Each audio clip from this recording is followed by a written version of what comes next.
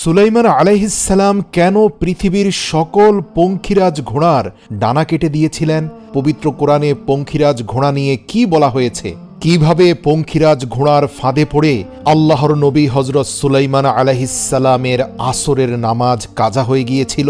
পবিত্র কোরআন এই সম্পর্কে কি বলছে? প্রিয় দর্শক, হজরত সুলাইমান আলাইহিসসালামের পঙ্খিরাজ ঘোড়া ও এর পরিণতি নিয়ে বিস্তারিত আলোচনা করব আজকের এই ভিডিওতে।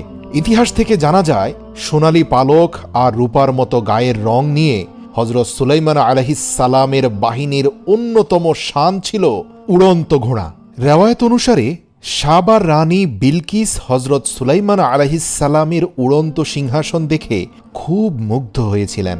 একবার রানী বিলকিস হজরত সুলাইমান আলাইহিসসালামকে ডেকে বললেন, নিঃসন্দেহে মহান আল্লাহ তাআলা আপনাকে পৃথিবীর বুকে সম্মানিত করেছেন এবং সীমাহীন শান শৌকত দান করেছেন। রানী বিলকিস খুবই কোমল স্বরে হজরত সুলাইমান আলাইহিসসালামের কাছে একটি ইচ্ছে পোষণ করলেন। তিনি বললেন, যদি আপনার প্রভুর নিষেধাজ্ঞা না থাকে তাহলে কি আপনার এই উড়ন্ত সিংহাসনে বসে আমাকে কিছু সময় ভ্রমণের সুযোগ দিবেন? তাহলে আমিও মুগ্ধ নয়নে পুরো পৃথিবী দেখতে পেতাম।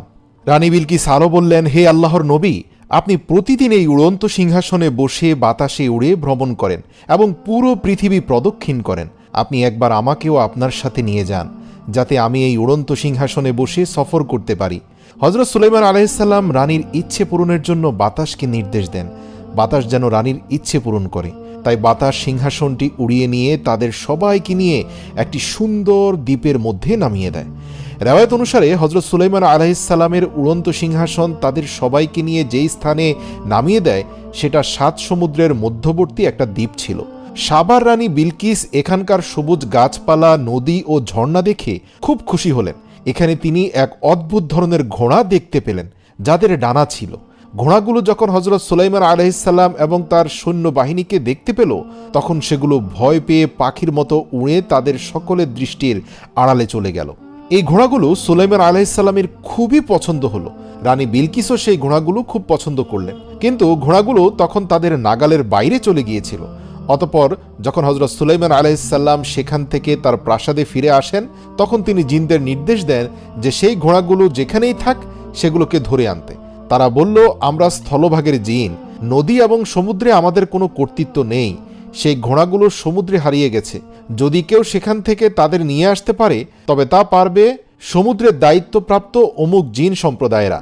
হজরত সুলাইমান আলাইহিসসালাম জিজ্ঞেস করলেন, যে জিন সমুদ্রের উপর কর্তৃত্ব করে সে কোথায়? তখন উপস্থিত দায়িত্বশীল জিন বলল, হে আল্লাহর নবী, সে গত কয়েক মাস পূর্বে আপনার আনুগত্য অস্বীকার করে পালিয়ে গিয়েছে।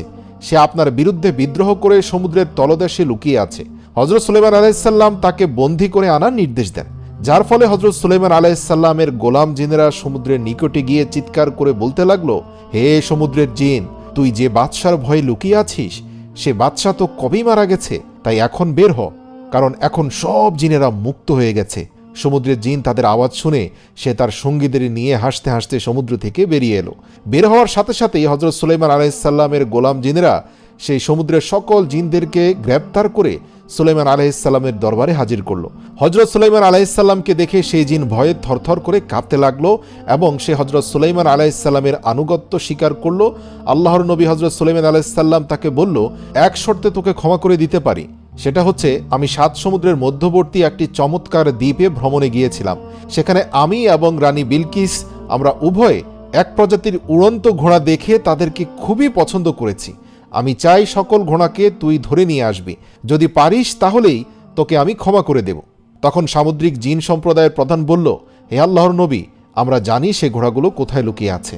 তাই হজরত সুলাইমান আলাইহিসসালাম তাদের সেই ঘোড়াগুলো নিয়ে আসার নির্দেশ দিলেন এবং একদিন যখন সেই ঘোড়াগুলো একটি ঝর্ণা থেকে পানি পান করছিল, তখন সেই সামুদ্রিক জিনেরা তাদের কৌশল এবং ক্ষমতা প্রয়োগ করে সেই ঘোড়াগুলোকে ধরে ফেলল এবং হজরত সুলাইমান আলাইহিসসালামের নিকট হাজির করল। এই ঘোড়াগুলো ছিল চমৎকার প্রজাতির। এই ঘোড়ার জাতের নাম ছিল জায়াদ। জায়াদ শব্দের অর্থ প্রচণ্ড গতি। হজরত সুলাইমান আলাইহিসসালামের সেনাবাহিনী ছিল পৃথিবীর সবচেয়ে বিশাল এবং অনন্য শক্তিশালী সেনাবাহিনী। তার বাহিনীতে মানুষ, জিন, জন্তু, জানোয়ার এবং পক্ষীকুলের আলাদা আলাদা ডিপার্টমেন্ট ছিল।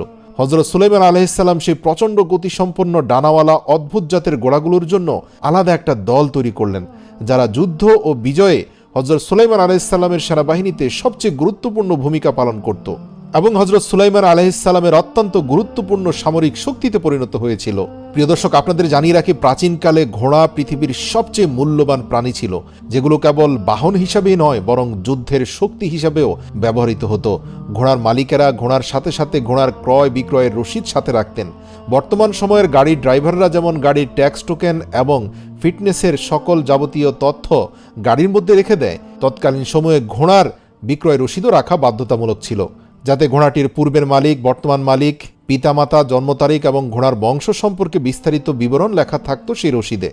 সুতরাং বোঝাই যাচ্ছে পৃথিবীর অনন্য শক্তিশালী এই ডানা বিশিষ্ট ঘোড়া পেয়ে হযরত সুলাইমান আলাইহিসসালামের সামরিক বাহিনীর শক্তি কত প্রবল হয়েছে। তার থেকে গুরুত্বপূর্ণ হচ্ছে রানী সাবা হযরত সুলাইমান আলাইহিসসালামের প্রতি অত্যন্ত কৃতজ্ঞ হয়েছেন সুলাইমান আলাইহিসসালামের তরফ থেকে প্রাপ্ত একটি উড়ন্ত ঘোড়া পেয়ে। একদিন হযরত সুলাইমান আলাইহিসসালাম সন্ধ্যার দিকে এই ঘোড়াগুলোর দিকে তাকিয়েছিলেন এবং তাদের চুলে এবং কপালে ভালোবাসার সাথে হাত বোলাচ্ছিলেন। পবিত্র কোরআনে মহান আল্লাহ তাআলা বলেন, সুলাইমান তাদের চুলে ও কপালে ভালোবাসার হাত বোলাচ্ছিল এবং এর ফলে হযরত সুলাইমান আলাইহিসসালাম সেই ঘোড়াগুলোর যত্ন আদর করার কাজে এতটাই মগ্ন হয়ে গেল যে সূর্য ডুবে গেল এবং আসরের নামাজ তার ছুটে গেল। আল্লাহু আকবার। সূরা সাদ আয়াত নম্বর 31 থেকে 33। সূর্য ডুবে যাওয়া এবং আসরের নামাজ মিস হয়ে যাওয়াতে আল্লাহ তাআলা অসন্তুষ্ট হলেন। কিছুক্ষণ পর হযরত সুলাইমান আলাইহিসসালাম দেখতে পেলেন সন্ধ্যার সাথে সাথে হঠাৎ তার ঘোড়ার পালগুলো তার নির্দেশ অমান্য করে দৃষ্টির আড়ালে চলে গেল। এই দৃশ্য দেখে হযরত সুলাইমান আলাইহিসসালাম অবাক হয়ে গেলেন, কেননা তার নির্দেশ ব্যতীত কোনো প্রাণী এভাবে দৃষ্টির আড়ালে চলে যায় না, অদৃশ্য হয়ে যায় না। এবং তারা অদৃশ্য হওয়া মাত্রই দৃশ্যমান হলেন হযরত জিবরাইল আলাইহিসসালাম এবং হযরত সুলাইমান আলাইহিসসালামকে সতর্ক করে দিয়ে বললেন, হে সুলাইমান, তুমি আল্লাহর তরফ থেকে প্রাপ্ত পার্থিব সম্পদের মোহে এতটাই মগ্ন হলে যে তুমি আসরের নামাজ পড়তে ভুলে গিয়েছ। দুনিয়ার সম্পদের প্রতি তোমার এই মোহ আল্লাহ তাআলার পছন্দ হয়নি। হযরত জিবরাইল আলাইহিসসালাম এই কথা বললেন এবং সাথে সাথে অদৃশ্য হয়ে গেলেন। হযরত জিবরাইল আলাইহিসসালামের প্রস্থানের পর হযরত সুলাইমান আলাইহিসসালাম প্রচণ্ড অনুতাপে দগ্ধ হলেন, তওবা করলেন, চোখের পানি ফেলে দিয়ে আল্লাহর দরবারে সেজদায় লুটিয়ে পড়লেন এবং টানা কয়েক মাস সেজদায় পড়ে ক্রন্দনরত ছিলেন। আল্লাহ রাব্বুল আলামিন হযরত সুলাইমান আলাইহিসসালামকে ক্ষমা করলেন এবং তার তওবাকে ভালোবেসে গ্রহণ করলেন। পুনরায় সেই ঘোড়ার বাহিনীকে ফেরত দিলেন, কিন্তু এবার হযরত সুলাইমান আলাইহিসসালাম সেই ঘোড়াগুলোকে আল্লাহর রাস্তায় কোরবানি করে দেওয়ার সিদ্ধান্ত নিলেন। ইতিহাস থেকে জানা যায় হযরত সুলাইমান আলাইহিসসালাম কিছু ঘোড়ার ডানা কেটে দিলেন এবং কিছু ঘোড়াকে আল্লাহর রাস্তায় কোরবানি করলেন। কেননা হযরত সুলাইমান আলাইহিসসালাম উপলব্ধি করতে পেরেছিলেন যে এই ঘোড়ার বাহিনী যতটা না আমাকে শক্তিশালী করবে, সকল শক্তির আধার মহান প্রভুর অসন্তুষ্টি আমার সকল কিছুই কেড়ে নিবে। যে নাজ নিয়ামত আর দুনিয়ার শান শওকত ওনার আসরের নামাজ কাজা হওয়ার কারণ ছিল, সেই শান শওকত তিনি কোনোভাবেই আর রাখতে চান না, সাথে সাথেই তা আল্লাহর দরবারে তিনি কোরবান করে দিলেন। ইতিহাস থেকে জানা যায় এরপর থেকে পৃথিবীতে সকল ডানা বিশিষ্ট ঘোড়া বিলুপ্ত হয়ে যায়। আল্লাহ রাব্বুল আলামিন হযরত সুলাইমান আলাইহিসসালামের এই কোরবানিকে অত্যন্ত ভালোবেসে কবুল করলেন।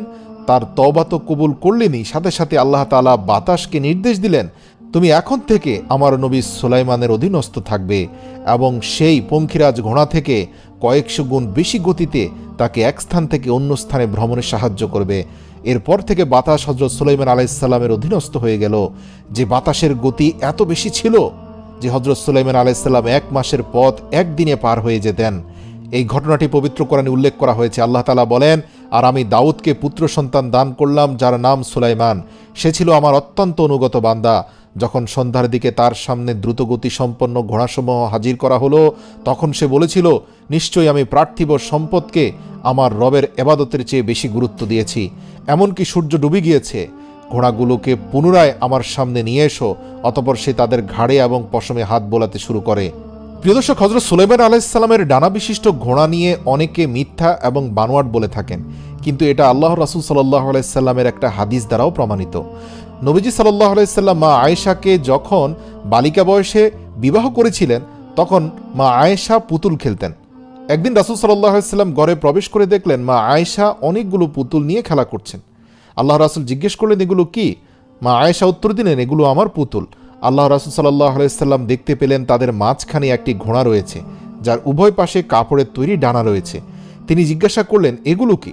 মা আয়েশা রাদিয়াল্লাহু তাআলা আনহা বললেন, এটা ঘোড়া। রাসূল সাল্লাল্লাহু আলাইহি সাল্লাম পুনরায় জিজ্ঞাসা করলেন, দুই পাশে কাপড় দিয়ে কি বানানো হয়েছে? মা আয়েশা রাদিয়াল্লাহু বললেন, এগুলো হচ্ছে এই ঘোড়ার ডানা।